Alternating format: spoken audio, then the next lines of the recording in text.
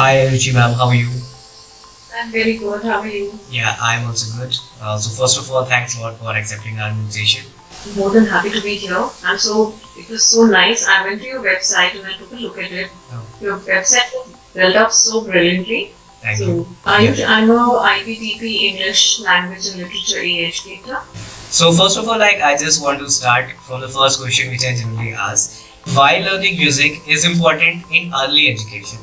When the kids are just coming up to the school or they are newly introduced in education system. Ayush, what I feel about music is that it's more than a subject. It's more than just something that you're teaching to the kids.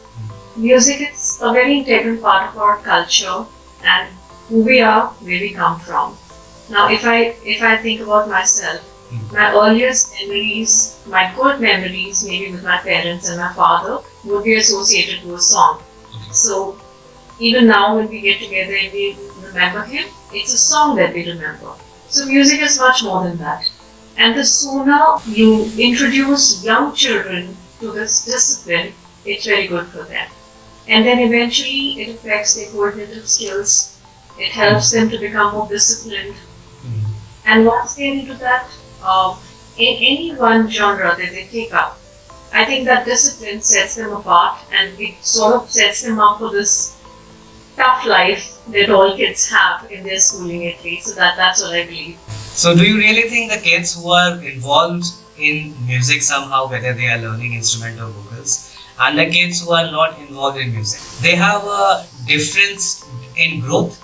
I would really love to believe so, even if I don't have the stats to back it up, but I do believe it makes a difference because the children who are involved in any sort of music, whether it's vocal or it's instrumental, they're going to practice for it every day, right? Like a discipline. They're going to work hard for it. So when they start to develop that practice and that habit, it stays with them for a long time and then it helps them to inculcate their habits and become more successful. It can put that discipline into something else later on. When the kids are grown up and now they are in either 10th or they are giving their boards of 12th. So when they are preparing for exams, especially boards exam, then they have a special kind of a stress of these boards exam. So what you think at that time music helps them to relieve their stress? Yes, of course it does. So students have a very difficult and a stringent schedule when they're especially in the high school, like when they come to starting from 8th, 9th, 10th, 11th, 12th. These are very tough years for the children. Yeah. So if they are in music, it's a huge stress buster for them. It helps them a lot in a positive way. So instead of depending on other negative outlets to relieve their stress, I think this is a much more positive and a better way for them to channel their energy and to do something which is of benefit to them. So you are also an educator. What you suggest to your students when they discuss with you that I am feeling a little kind of stress from studies, or when they share a little bit of some personal issues with you? So see, as teachers, one, we have to give them some sort of an assurance that all students go through this and it's part of life, right? Okay. And then having said that, we always encourage them to channelize their energy and stress into something of their preference. Like some kids like to paint, some are good in sports, the others are good in music. So whichever hobby helps them to relieve their stress or to maybe invest their time in a more positive way. So we encourage them to do that. And music is of course a very good outlet for people. Even if you can't play an instrument, even if you can't sing, you can always listen to something else. If someone is starting music, so what you suggest? They should start from learning any kind of instrument, or they should start learning vocals? I think it really depends on the child again. Vocals, I think you need to be naturally blessed to be able to sing. So all children are not, all of us can't do that. But yes, all of us can have that discipline to learn to play an instrument and play it. If you get a chance to learn any kind of instrument, so which instrument you are going to pick up now? So when we were in school, because we were very young at that time, so I think we started with the harmonium. Okay. And at that time, a very basic instrument that was taught to all of us. But I never pursued it. But today, if I have an opportunity, I'd love to learn the guitar because of the appeal that the guitar has to it. I'd love to do that. So can you share that your student life experience when you were involved in music and you were learning that harmonium? So we were, when we were children, it was mostly playing for the school assembly and doing little bits of play and stuff. So even that, those little parts that you would indulge in, it would give you a sense of accomplishment. Like, yes, I've been a part of something and I've played an instrument. So I think that also adds to the confidence of children that they feel that they've done something good. So that time, like in your school life, you were involved in college choir, school assembly or something, or how? Very basically, yes. So when you were like in your student life and you were learning that harmonium, which we call as an Indian classical instrument generally, have you ever find that you were growing something differently from other children? Maybe your brain power, your memory power, your calculative power, something?